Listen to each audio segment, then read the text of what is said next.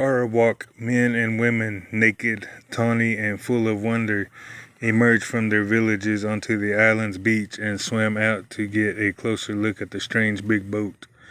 When Columbus and his sailors came ashore carrying swords, speaking oddly, the Arawaks ran to greet them, brought them food, water, gifts. He later this in his log. They brought us pairs of and balls of cotton and spears and many other things which they exchanged for the glass beads and hawksbills. They willingly traded everything they owned. They were well built, with good bodies and handsome features. They do not bear arms and do not know them. And handsome features. They do not bear arms and do not know them. For I showed them a sword. They took it by the edge and cut themselves out of ignorance. They had no iron. Their spears are made of cane. They would make fine servants. With 50 men we could subjugate them, and we could subjugate them all and make them do whatever we want. These Arawaks of the Bahama Islands were much like Indians on the mainland, who were remarkable for their hospitality, their belief in sharing. These traits did not stand out in the Europe of the Renaissance, dominated as it was by the religion of popes, the government of kings, the frenzy for money that marked Western civilization, and its first messenger to the Americas, Christopher Columbus. Columbus wrote, "As soon as I arrived in the Indies on the first island which I found, I took some of the natives by force in order that they might learn and might give me information of whatever there is in these parts." The information that Columbus wanted most was, where is the gold? He had persuaded the king and queen of Spain to finance an expedition to the lands. The wealth he expected would be on the other side of the Atlantic, the Indies and Asia, gold and spices. For like other informed people of his time,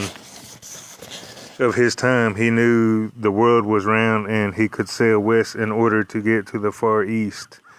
Spain was recently unified, one of the new modern nation states like France, England, and Portugal. Its population, mostly poor peasants, worked for the nobility, who were 2% of the population and owned 95% of the land. Spain had tied itself to the Catholic Church, expelled all Jews, driven out the Moors. Like other states of the modern world, Spain sought gold, which was becoming the new mark of wealth, more useful than land because it could buy anything. There was gold in Asia, as it was thought, and certainly silks and spices, for Marco Polo and others had brought back marvelous things from their overland expeditions centuries before. Now that the Turks had conquered Constantinople and the eastern Mediterranean and controlled the land routes to Asia, a sea route was needed. Portuguese sailors were working their way around the southern tip of Africa.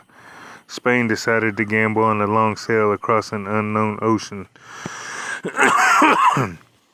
In return for bringing back gold and spices, they promised Columbus 10% of the profits, governorship over newfound lands, and the fame that would go with a new title.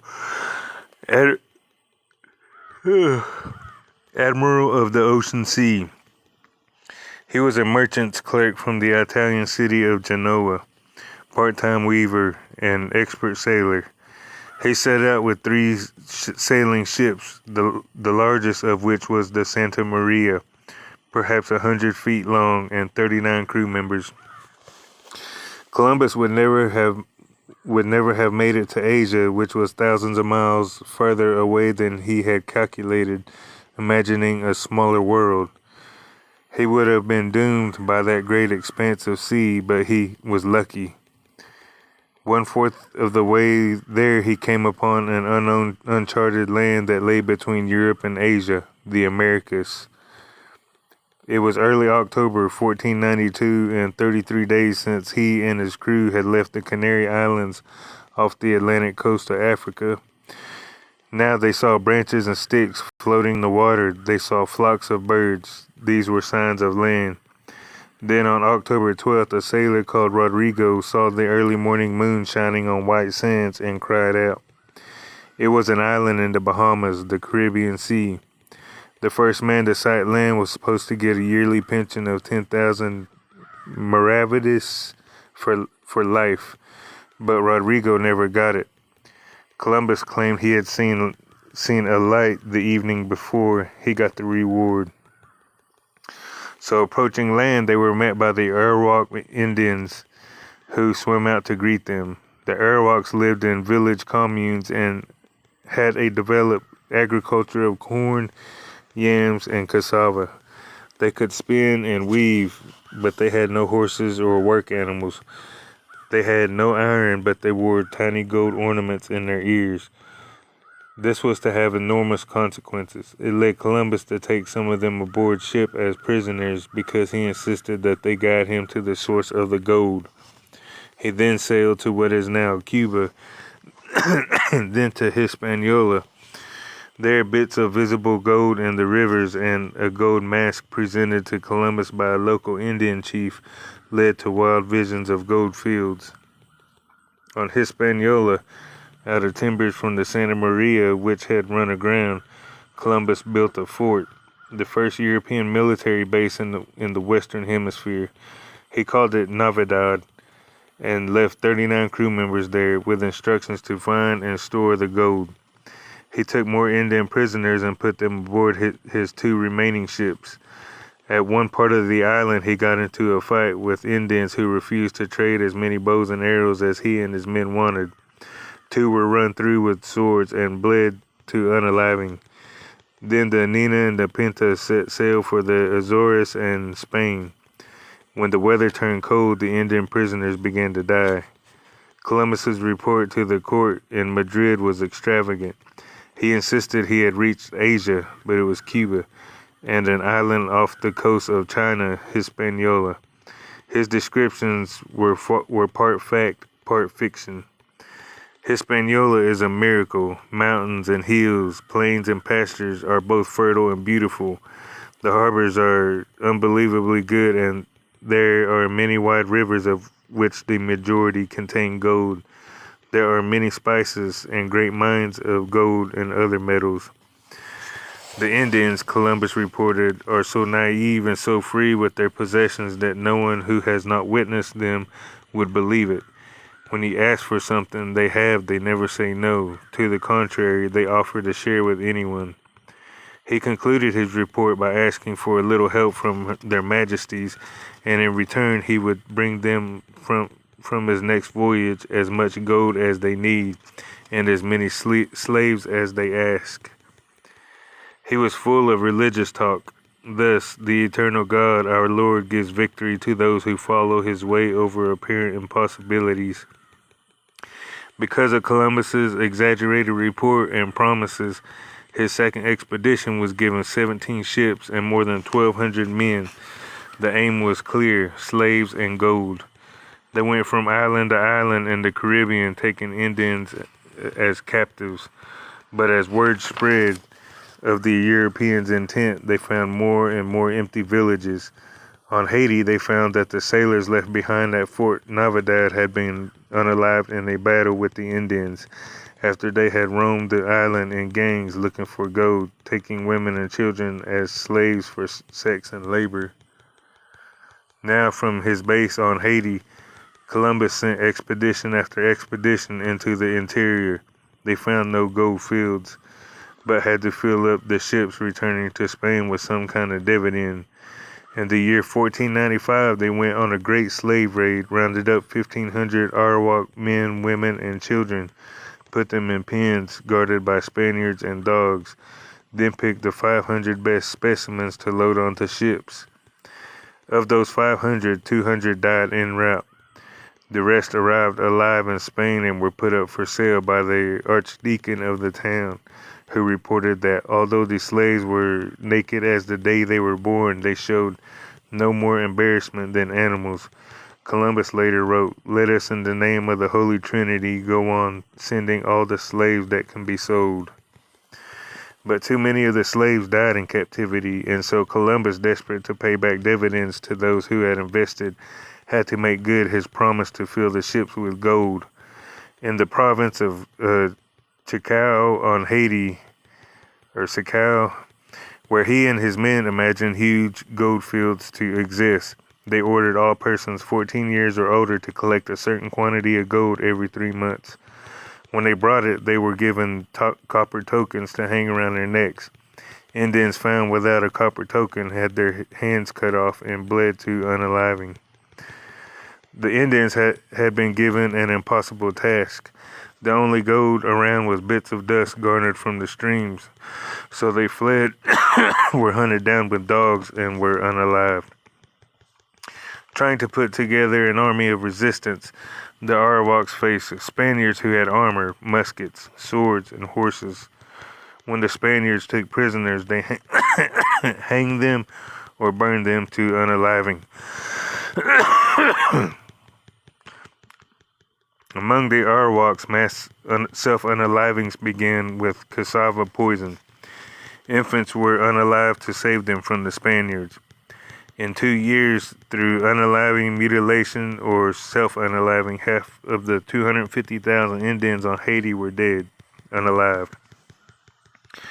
When it became clear that there was no gold left, the Indians were taken as slave labor on huge estates, known later as encomiendas. They were worked at a ferocious pace and died by the thousands. By the year 1515, there were perhaps 50,000 Indians left. By 1550, there were 500. A report of the there were perhaps 50,000 Indians left. By 1550, there were 500. A report of the chief source, and on many matters the only source of information about what happened on the islands after Columbus came, is Bartolome de las Casas, who, as a young priest in the conquest of Cuba, for a time he owned a plantation wherein slaves worked, but he gave that up and became a vehement critic of Spanish. For a time he owned a plantation wherein slaves worked, but he gave that up and became a vehement critic of Spanish cruelty.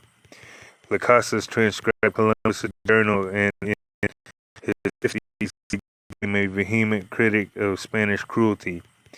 Las Casas transcribed Columbus' journal, and in his 50s he multi-volume of the Indies. In it, he describes the Indians.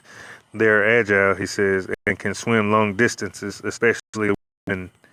They are not completely evil. They battle from time to other tribes, but their casualties seem small, and they fight when they are individually moved to do so because of some grievance, not on the orders of captains or kings. Women in Indian society were treated so well as to startle the Spaniards. Las Casas describes sex relations. Marriage laws are non-existent. Men and women alike choose and leave without offense, jealous, painlessly. Up to the next day, they bathe in the river and are as clean and healthy as before giving birth. If they tire of they bathe in the river and are as clean and healthy as before giving birth. If they tire of their men, herbs and covering their shameful parts with leaves or cotton cloth. Although on the whole, men and women look upon total nakedness with as much casualness as we look upon a man's head or at his hands. The Indians, Las Casas says, have no religion, at least no temples they live in. Large communal bell-shaped buildings housing up to 600 men at one time, made of very strong wood and roofed with palm leaves. They prize bird feathers of various colors, beads made of fish bones, and green and white stones with which they adorn their ears and lips. But they put no value on gold and other precious things. They lack all manner of commerce, neither buying nor selling. But they put no value on gold and other precious things. They lack all manner of commerce, neither buying nor selling, and rely exclusively on that for they are extremely generous with their possessions, and by the same token covet the possessions of their friends and expect the same degree of liberality. In Book 2 of his History of the Indies, Las tells about the treatment of the Indians by the Spaniards. It is a unique account and deserves to be quoted at length. Endless testimonies prove the mild Pacific temperament of the natives, but our work was to exasperate, ravage, kill, mangle, and destroy. Small wonder, then, if they tried to kill one of us now and then. The admiral, it is true, was blind as those who came after him, and he was so anxious to please the king that he committed irreparable crimes against the Indians. Las tells how the Spaniards grew more conceited every day, and after a while refused to walk any distance. They rode the backs of Indians if they were in a hurry, or were carried on hammocks by Indians running in relays. In this case, they also had Indians carry large leaves to shade them from the sun, and others to fan them with goose wings. Total control led to total cruelty. The Spaniards thought nothing of knifing Indians by 10s and 20s, and of cutting slices off them to test the sharpness of their blades.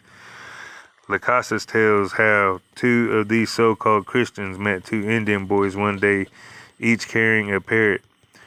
They took the parrots and for fun beheaded the boys.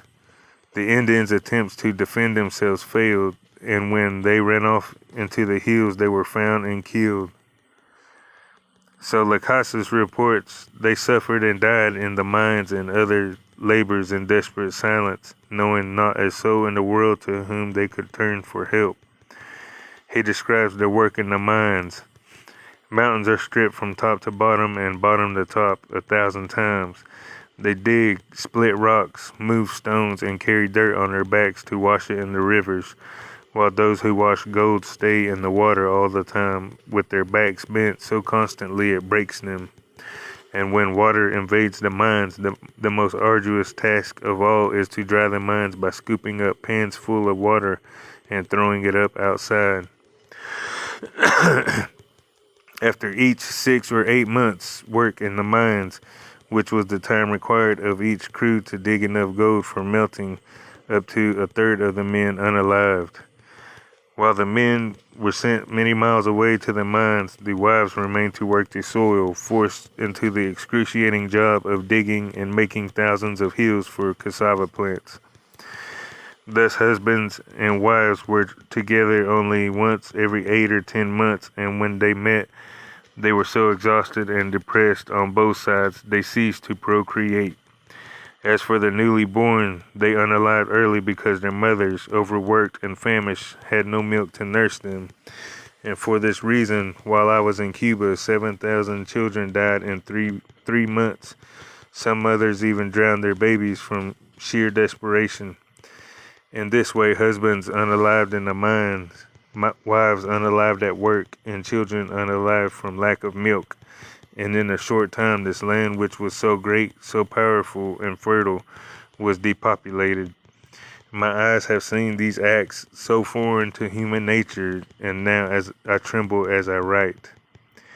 When he arrived on Hispaniola in 1508, Las says there were 60,000 people living on this land, including the Indians, so that from 1494 to 1508, over 3 million people had perished from war, slavery, and the mines.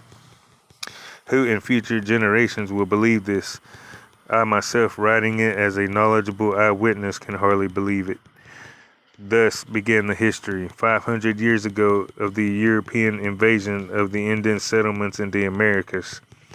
That beginning, when you read Las, even if his figures are exaggerations, were there 3 million Indians to begin with, as he says, or less than 1 million, as some historians have calculated, or 8 million, as others now believe, is conquest, slavery, death. When we read the history books given to children in the United States, it all starts with heroic adventure. There is no bloodshed, and Columbus Day is a celebration. Past the elementary and high schools, there are only occasional hints of something else. Samuel Eliot Morison, The Harvard historian was the most distinguished writer on Columbus, the author of a multi-volume biography, and was himself a sailor who retraced Columbus's route across the Atlantic. In his popular book, Christopher Columbus, Mariner, written in 1954, he tells about the enslavement and the killing, the cruel policy initiated by Columbus and pursued by his successors resulted in complete genocide. Policy initiated by Columbus and pursued by his successors resulted in complete genocide. That is on one page, buried halfway into the telling of a grand romance. In the book's last paragraph, Morrison sums up his view of Columbus. He had his faults and his defects, but they were largely the defects of the qualities that made him great. His indomitable will, his superb faith in God and his own mission as the Christ-bearer to lands beyond the seas, his stubborn persistence despite neglect, poverty, and discouragement. But there was no flaw, no dark side to the most outstanding and essential of all his qualities, his seamanship. One can lie outright about the past, or one can omit facts which might lead to an unacceptable conclusions. Morrison does neither. He refuses to lie about Columbus. He does not omit the story of mass unaliving. Indeed, he describes it with the harshest word one can use, genocide. But he does something else. He mentions the truth quickly and goes on to other things more important to him. Outright lying or quiet omission takes the risk of discovery which, when made, might arouse the reader to rebel against the writer. To state the facts, however, and then to bury them in a mass of other information is to say to the reader with a certain infectious calm, yes, mass unaliving took place, but it's not that important. It should weigh very little in our final judgments. It should affect very little with what we do in the world. It is not that the historian can avoid emphasis of some facts and not of others.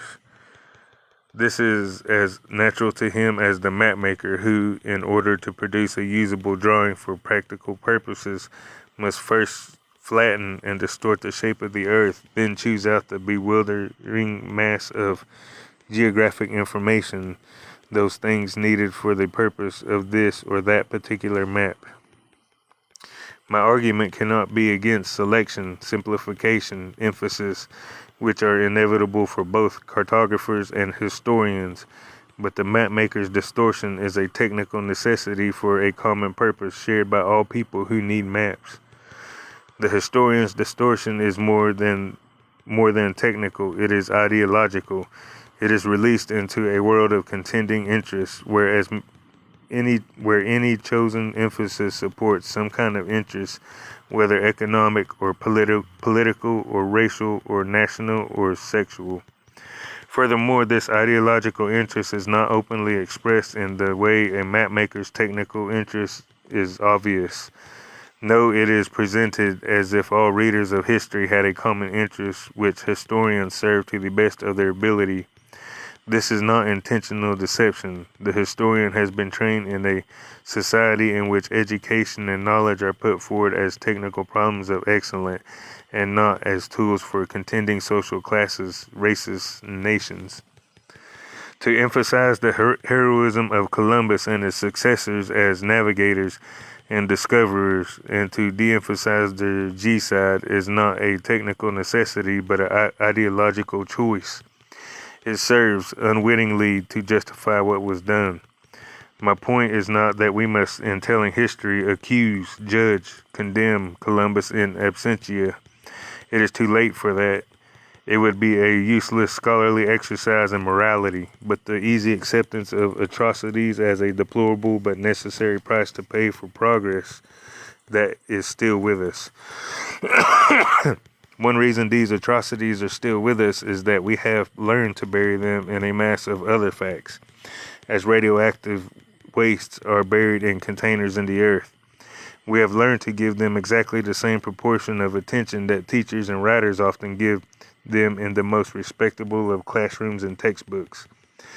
This learned sense of moral proportion coming from the apparent objectivity of the scholar is accepted more easily than when it comes from politicians at press conferences.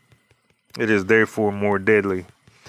The treatment of heroes and their victims, the Arawaks, the quiet acceptance of conquest and murder in the name of progress is only one aspect of a certain approach to history in which the past is told from the point of view of governments, conquerors, diplomats, and leaders. It is as if they, like Columbus, deserve universal acceptance, as if they, the founding fathers, Jackson, Lincoln, Wilson, Roosevelt, Kennedy, the leading members of Congress, the famous justices of the Supreme Court, represent the nation as a whole. The pretense is that there really is such a thing as, quote-unquote, the United States, subject to occasional conflicts and quarrels, but fundamentally a community of people with common interests. It is as if there really is a national interest represented in the Constitution, in territorial expansion, in the laws passed by Congress, the decisions of the courts, the development of capitalism, the culture of education, and the mass media. History is the memory of states, wrote Henry Kissinger in his first book, A World Restored, in which he proceeded to tell the history of 19th century Europe from the viewpoint of the leaders of Austria and England, ignoring the millions who suffered from those statesman policies. From his standpoint, the peace that Europe had before the French Revolution was restored by the diplomacy of a few national leaders. But for factory workers in England, farmers in France, colored people in Asia and Africa, women and children everywhere except in the upper classes, it was a world of conquest, violence, hunger, exploitation, a world not restored but disintegrated. My viewpoint in telling the history of the United States is different, that we must not accept the memory of states as our own. Nations are not communities and never have been. The history of any country presented as the history of a family conceals fierce conflicts of interest between conquerors and conquered, masters and slaves, capitalists and workers, dominators and dominated in race and sex. And in such a world of conflict, a world of victims and executioners, it is the job of thinking people, as Albert Camus suggested, not to be on the side of the executioners. Thus, in that inevitable taking of sides which comes from the selection and emphasis in history, I prefer to try to tell the story of the discovery of America from the viewpoint of the Arawaks, of the Constitution from the standpoint of the slaves, of Andrew Jackson as seen by the Cherokees, of the Civil War as seen by the New York Irish, of the Mexican War as seen by the deserting soldiers of Scott's army, of the rise of industrialism as seen by the young women in the Lowell textile mills, of the Spanish-American War as seen by the Cubans, the conquest of the Philippines as seen by black soldiers on Luzon, the Gilded Age as seen by Southern farmers, the First World War as seen by socialists, the Second War as seen by pacifists, the New Deal as seen by blacks in Harlem, the post-war American Empire as seen by peons in Latin America, and so on, to the limited extent that any one person, however he or she strains, can see history from the standpoint of others. My point is not to grieve for the victims and denounce the executioners. Those tears, that anger, cast into the past, deplete our moral energy for the present. And the lines are not always clear. In the long run, the oppressor is also a victim. In the short run, the victims themselves, desperate and tainted with the culture that oppresses them, turn on other victims. Still understanding the complexities, this book will be skeptical of governments and their attempts, through politics and culture, to ensnare ordinary people in giant web of nationhood pretending to a common interest. I will try not to overlook the cruelties that victims inflict on one another as they are jammed together in the boxcars of the system. I don't want to romanticize them, but I do remember a statement I once read: the cry of the poor is not always just, but if you don't listen to it, you will never know what justice is. I don't want to invent victories for people's movements, but to think that history writing must aim simply to recapitulate the failures that dominate the past is to make historians collaborators in an endless cycle of defeat. If history is to be creative, to anticipate a possible future without denying the past, it should, I believe, emphasize new possibilities by disclosing those hidden episodes of the past when, even in brief flashes, people showed their ability to resist, to join together, occasionally to win. I am supposing, or perhaps only hoping, that our future may be found in the past fugitive moments of compassion rather than in its solid centuries of warfare. That, being as blunt as I can, is my approach to the history of the United States. The reader may as well know that before going on. What Columbus did to the Arawaks of the Bahamas, Cortez did to the Aztecs of Mexico, Pizarro to the Incas of Peru, and the English settlers of Virginia and Massachusetts to the Powhatans and the Pequots. The Aztec civilization of Mexico came out of the heritage of Mayan, Zapotec, and Toltec cultures. It built enormous constructions from stone tools and human labor, developed a writing system and a priesthood. It also engaged in the ritual unaliving of thousands of people as sacrifices to the gods. The cruelty of the Aztecs, however, did not erase a certain innocence, and when a Spanish armada appeared at Veracruz and a bearded white man came ashore with strange beasts, horses, clad in iron, it was thought that he was the legendary Aztec man-god who had died 300 years before with the promise to return, the mysterious Quetzalcoatl.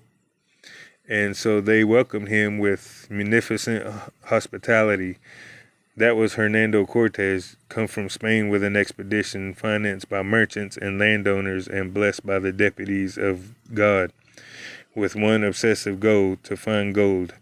In the mind of Montezuma, the king of the Aztecs, there must have been a certain doubt about whether Cortez was indeed Quetzalcoatl, because he sent 100 runners to Cortez bearing enormous treasures, gold and silver wrought into objects of fantastic beauty, but at the same time begging him to go back.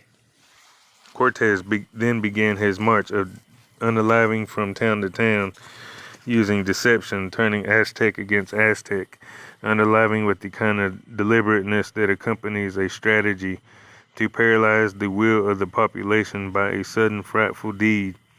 And so in Cholula, he invited the headmen of the Cholula nation to the square, and when they came with thousands of unarmed retainers, Cortez's small army of Spaniards posted around the square with cannon, armed with crossbows, mounted on horses, massacred them down to the last man. Then they looted the city and moved on.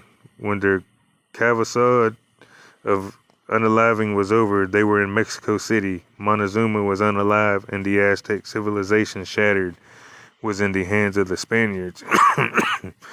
All this is told in the Spaniards' own accounts. In Peru, that other Spanish conquistador, Pizarro, used the same tactics, and for the same reasons. The frenzy in the early capitalist states of Europe for gold, for slaves, for products of the soil, to pay the bondholders and stockholders of the expeditions, to finance the monarchical bureaucracies rising in Western Europe, to spur the growth of the new money economy rising out of feudalism, to participate in what Karl Marx would later call the primitive accumulation of capital. These were the violent beginnings of an intricate system of technology, business, politics, and culture that would dominate the world for the next 5 centuries. In the North American English colonies, the pattern was set early, as Columbus had set it in the island of the Bahamas. In 1585, before there was any permanent English settlement in Virginia, Richard Grenville landed there with 7 ships. The Indians he met were hospitable, but when one of them stole a small silver cup, Grenville sacked and burned the whole Indian village. Jamestown itself was set up inside the territory of an Indian confederacy led by the chief Powhatan. Powhatan watched the English settle on his people's land but did not attack. maintaining a posture of coolness. When the English were going through their starving time in the winter of 1610, some of them ran off to join the Indians where they would at least be fed. When the summer came, the governor of the colony sent a messenger to ask Powhatan to return the runaways, whereupon Powhatan, according to the English account, replied with no other than proud and disdainful answers. Some soldiers were therefore sent out to take revenge. They fell upon an Indian settlement, unalived 15 or 16 Indians, burned the houses, cut down the corn growing around the village, took the queen of the tribe and her children into boats, then ended up throwing the children overboard and shooting out their brains in the water. The queen was later taken off and stabbed to unaliving. 12 years later, the Indians, alarmed as the English settlements kept growing in numbers, apparently decided to try to wipe them out for good. They went on a rampage and massacred 347 men, women, and children. From then on, it was total war. Not able to enslave the Indians and not able to live with them, the English decided to exterminate them. Edmund Morgan writes in his History of Early Virginia, American Slavery, American Freedom, since the Indians were better woodsmen than the English and virtually impossible to track down, the method was to feign peace intentions, let them settle down and plant their corn wherever they chose, and then just before harvest, fall upon them, unaliving as many as possible and burning the corn. Within 2 or 3 years of the massacre, the English had avenged the unalivings of that day many times over. In that first year of the white man in Virginia, 1607, Powhatan had addressed a plea to John Smith that turned out prophetic. How authentic it is may be in doubt, but it had addressed a plea to John Smith that turned out prophetic. How authentic it is may be in doubt, but it is so many statements that it may be taken as of that first plea, the exact spirit of it. I have seen 2 generations of my people die. Hold on, it's starting to rain. Scoot this back. Since the Indians, I have seen 2 generations of my people die. I know the difference between peace and war better than any man in my country. I am now grown old and must unalive soon. My authority must descend to my brothers, Opichapan, Chinkano, Katato. Then to my 2 sisters, and then to my 2 daughters. I wish them to know as much as I do, and that your love to them may be like mine to you. Why will you take by force what you can have quietly by love? Why will you destroy us who supply you with food? What can you get by war? We can hide our provisions and run into the woods. Then you will starve for wronging your friends.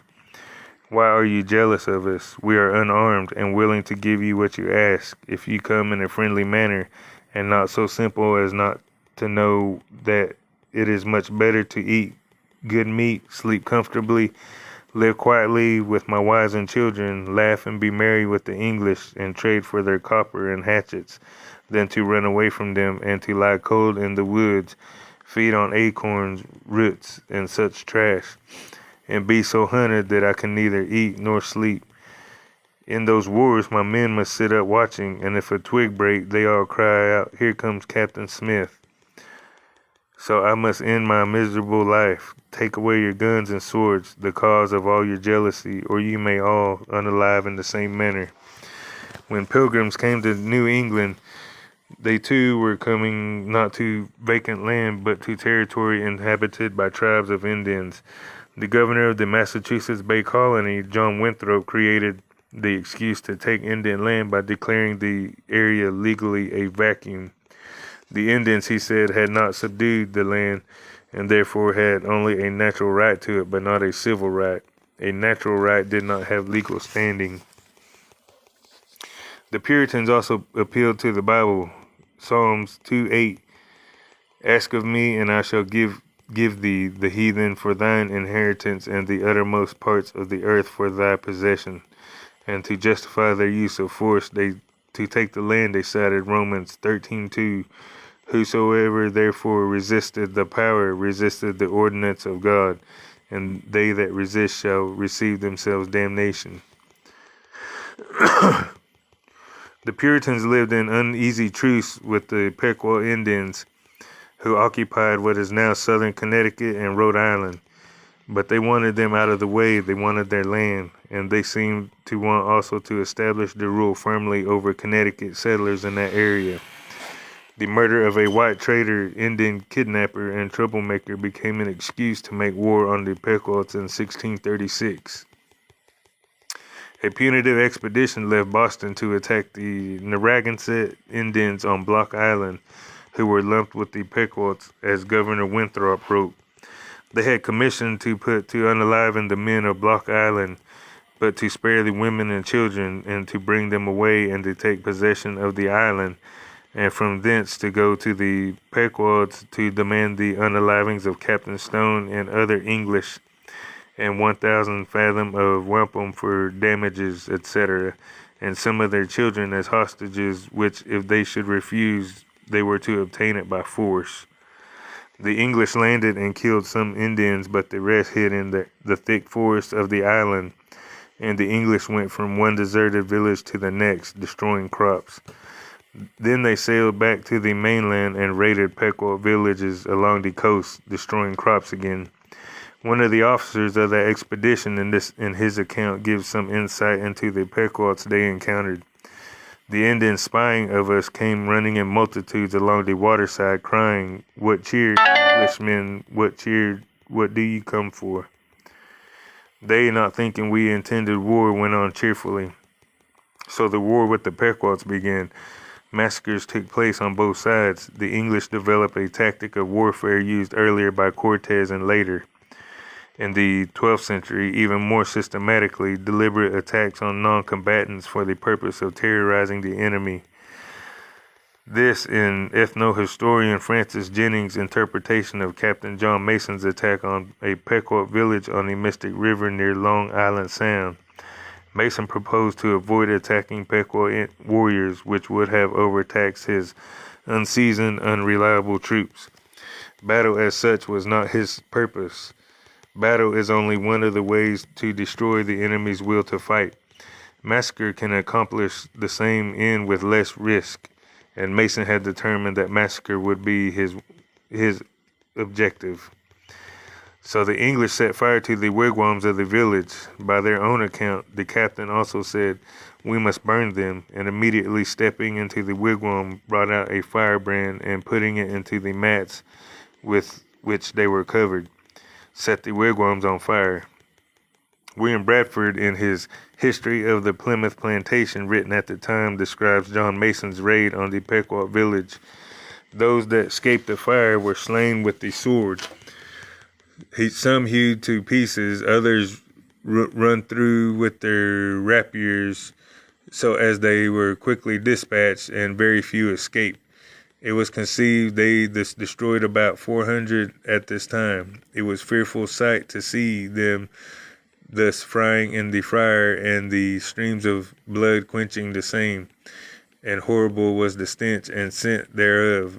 But the victory seemed a sweet sacrifice, and they gave the prayers thereof to God, who had wrought so wonderfully for them, thus to enclose their enemies in their hands, and give them so speedy a victory over so proud and insulting an enemy.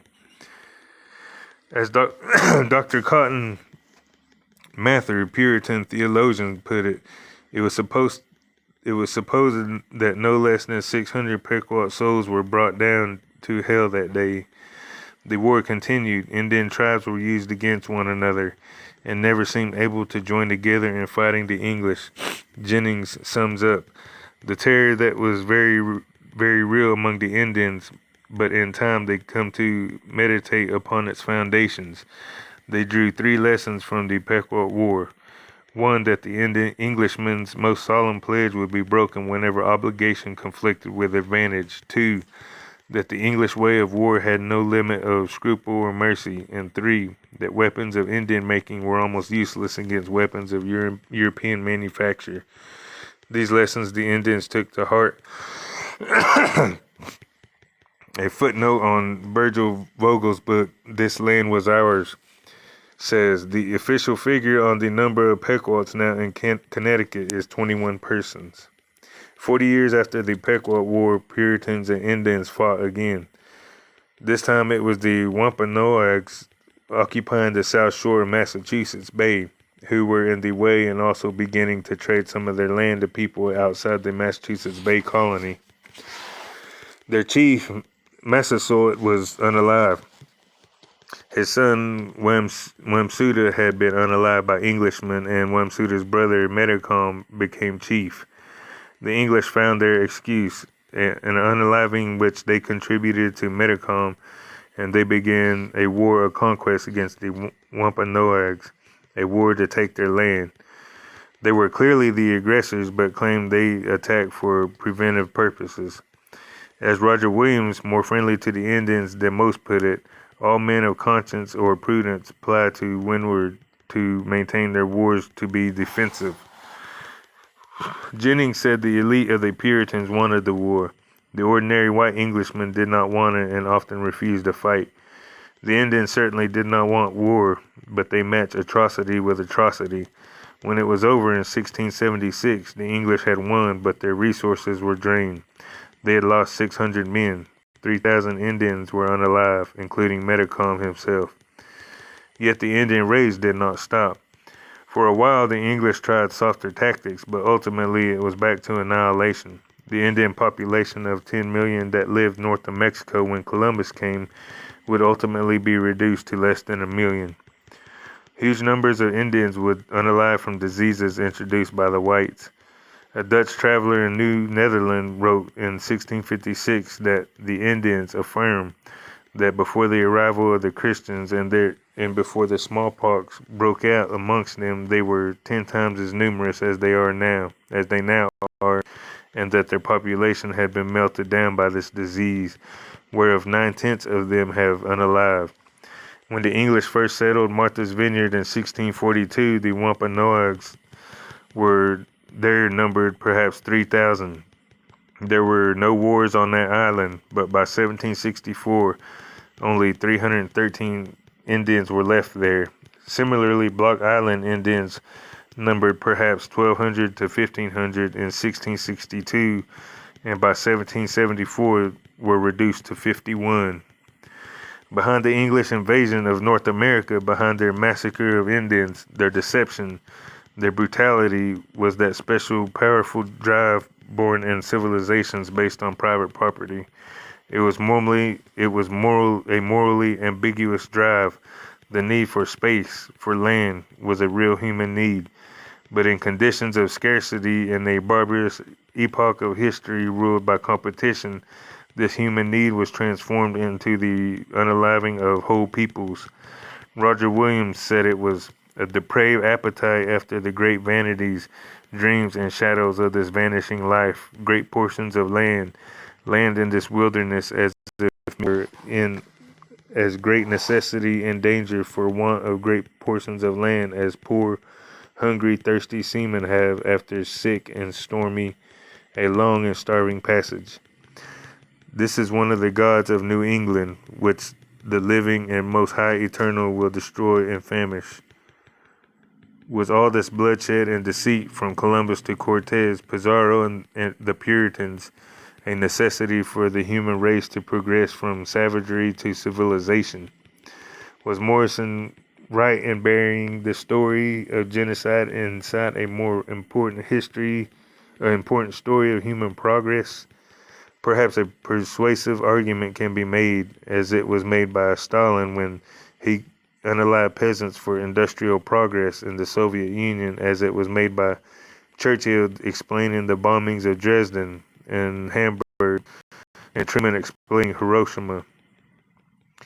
But how can the judgment be made if the benefits and loss cannot be balanced because the losses are either unmentioned or mentioned quickly?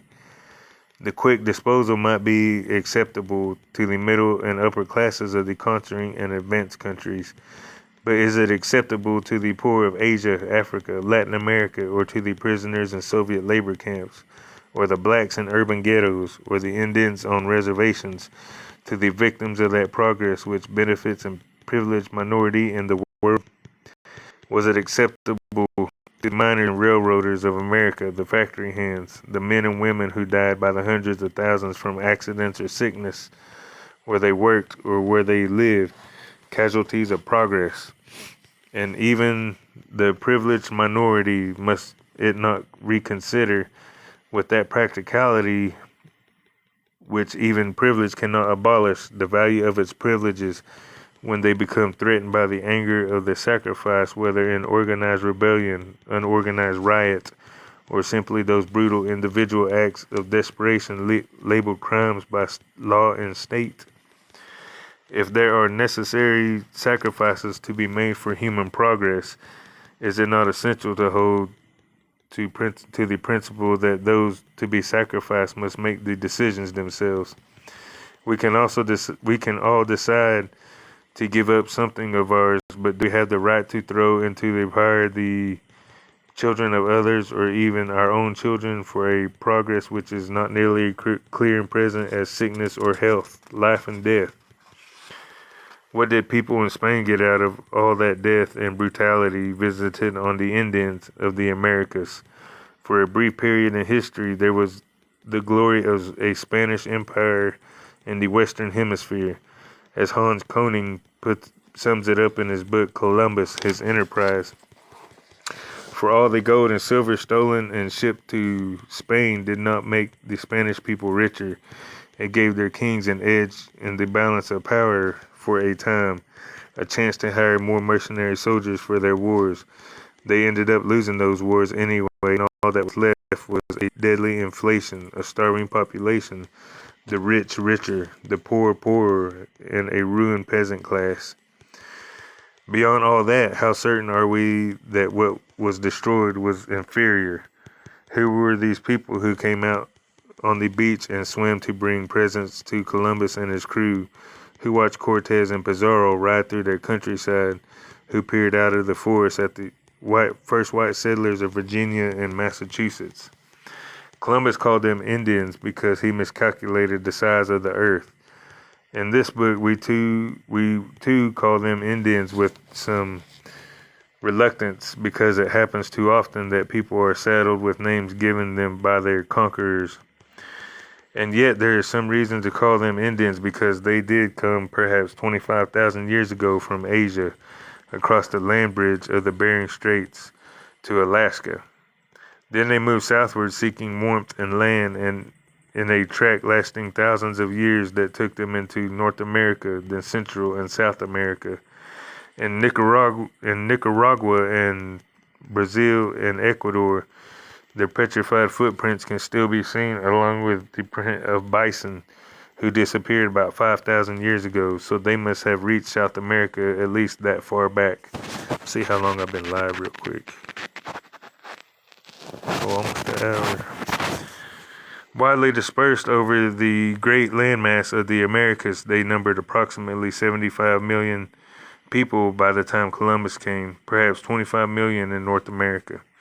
Responding to the different environments of soil and climate, they developed hundreds of different tribal cultures, perhaps. Responding to the different environments of soil and climate, they developed hundreds of different tribal cultures, perhaps 2,000 different languages. They perfected the art of agriculture and figured out how to grow maize. They cannot grow by itself. It must be planted, cultivated, fertilized, harvested, husked, and shelled. They ingeniously developed a variety of other vegetables and fruits, cultivated, fertilized, harvested, husked, and shelled. They ingeniously developed a variety of other vegetables and fruits, as well as peanuts, chocolate, and tobacco and rubber. On their own, the Indians were engaged in the great agricultural revolution that other peoples in Asia, Europe, Africa were going through about the same time. While many of the tribes remained nomadic hunters and food gatherers and wandering egalitarian communes. Others began to live in more settled communities where there was more food, larger populations, more divisions of labor among men and women, more surplus to feed chiefs and priests, more leisure time for artistic and social work, for building houses. About 1,000 years before Christ, while comparable constructions were going on in Egypt and Mesopotamia, the Zuni and Hopi Indians of what is now New Mexico had begun to build villages consisting of large terraced buildings nestled in among cliffs and mountains for protection from enemies, with hundreds of rooms in each village. Before the arrival of the European explorers, they were using irrigation canals, dams, were doing ceramics, weaving baskets, making cloth out of cotton. By the time of Christ and Julius Caesar, there had developed in the Ohio River a culture of so-called mound builders, Indians who constructed thousands of enormous sculptures out of earth, sometimes in the shape of huge humans, birds, or serpents, sometimes as burial sites, sometimes as fortifications. One of them was 3.5 miles long, enclosing 100 acres. These mound builders seem to have been part of a complex trading system of ornaments and weapons from as far off as the Great Lakes, the Far West, and the Gulf of Mexico. About AD 500, as this mound builder culture of the Ohio Valley was beginning to decline, other culture was developing westward in the valley of the Mississippi, centered on what is now St. Louis. It had an advanced agriculture, included thousands of villages, and also built huge earthen mounds as burial and ceremonial places near a vast Indian metropolis that may have had 30,000 people. The large mound was 100 feet high with a rectangular base larger than that of the Great Pyramid of Egypt. In the city known as Cahokia were tool makers, hide dressers, potters, jewelry makers, weavers, salt makers, copper engravers, and magnificent ceramists. One funeral blanket was made of 12,000 shell beads. From the Adirondacks to the Great Lakes, in what is now Pennsylvania and Upper New York, lived the most powerful of the northeastern tribes, the League of the Iroquois, which included the Mohawks, Onondagas, Cayugas, and Senecas. Thousands of people bound together by a common Iroquois language. In the vision of the Mohawk chief Hiawatha, the legendary Dekaniwida spoke to the Iroquois. We bind ourselves together by taking hold of each other's hands so firmly and forming a circle so strong that if a tree should fall upon it, it should not shake nor break it, so that our people and grandchildren shall remain in the circle in security, peace, and happiness. Let me see how many more pages I got. Oh, I'm almost done. In the village of the Iroquois, land was owned in common and worked in common. Hunting was done together, and the catch was divided among the members of the village. Houses were considered common property and were shared by several families. The concept of private ownership of land and homes was foreign to the Iroquois. A French Jesuit priest who encountered them in the 1650s wrote, "No poorhouses are needed among them, because they are neither mendicants nor paupers. Their kindness, humanity, and courtesy not only makes them liberal with what they have, but causes them to possess hardly anything except in common." Women were important and respected in Iroquois society. Families were matrilineal, that is, the family line went down through the female members whose husband joined the family, while sons who married then joined their wives' families. Each extended family lived in a long house. When a woman wanted a divorce, she set her husband's things outside the door. Families were grouped in clans, and a dozen or more clans might make up a village. Their senior women in the village named the men who represented the clans at village and tribal councils. They also named the 49 chiefs who were the ruling council for the 5-nation confederacy of the Iroquois. The women attended clan meetings, stood behind the circle of men who spoke and voted, and removed the men from office if they strayed too far from the wishes of the women. The women tended the crops and took general charge of village affairs, while the men were always hunting or fishing.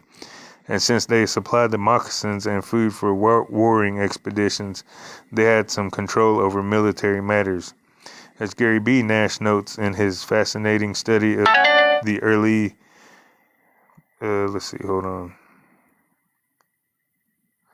study of early America, red, white, and black.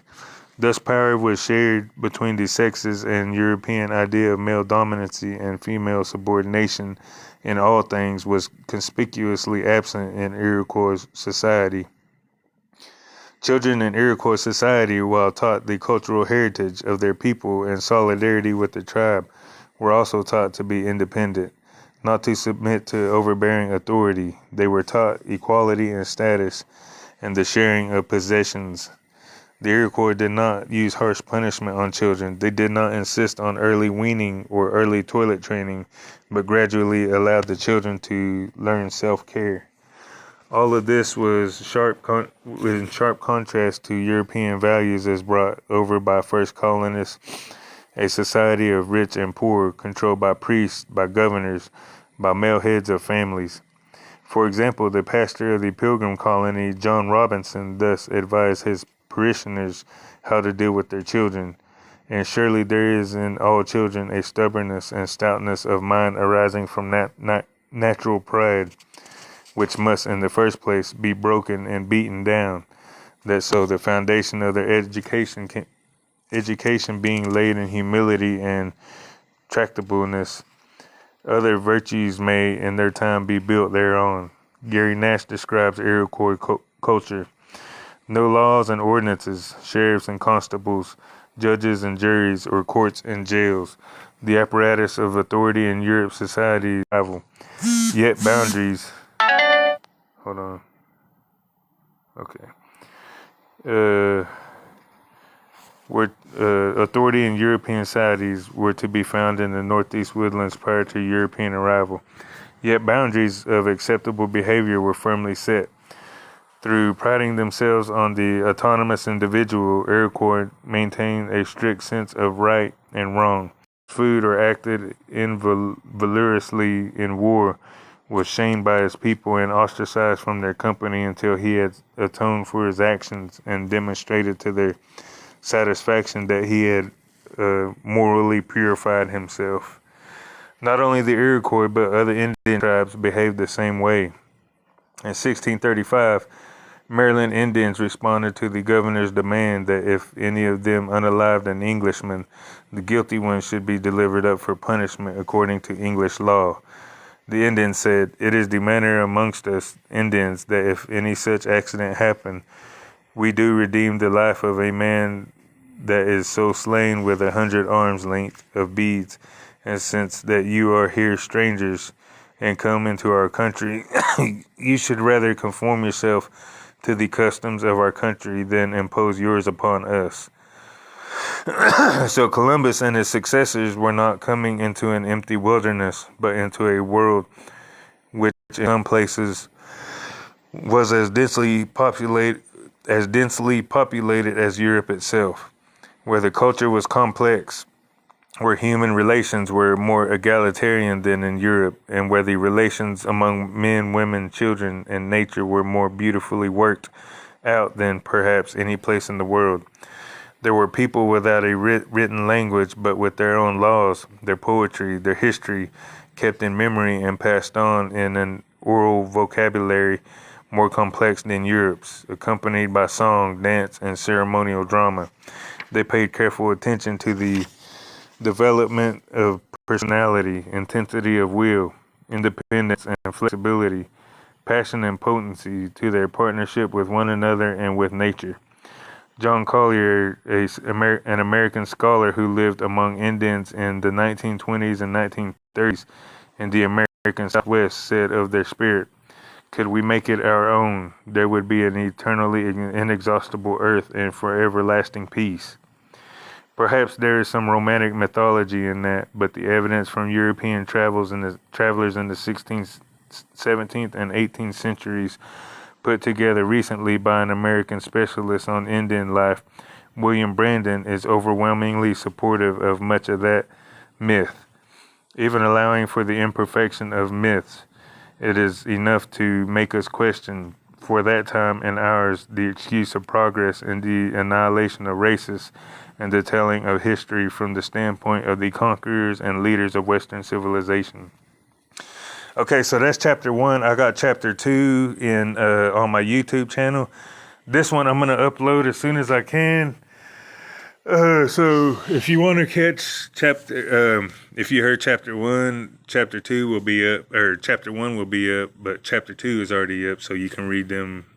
You just gotta, give me a follow if you haven't followed me yet, and I'll be doing chapter 3 tomorrow, I believe.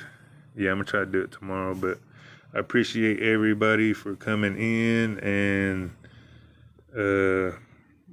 give me a follow, share it. I'm gonna see if anybody I knew came in. I'm sorry if I didn't respond. I'm just reading this kind of like a history lesson. So,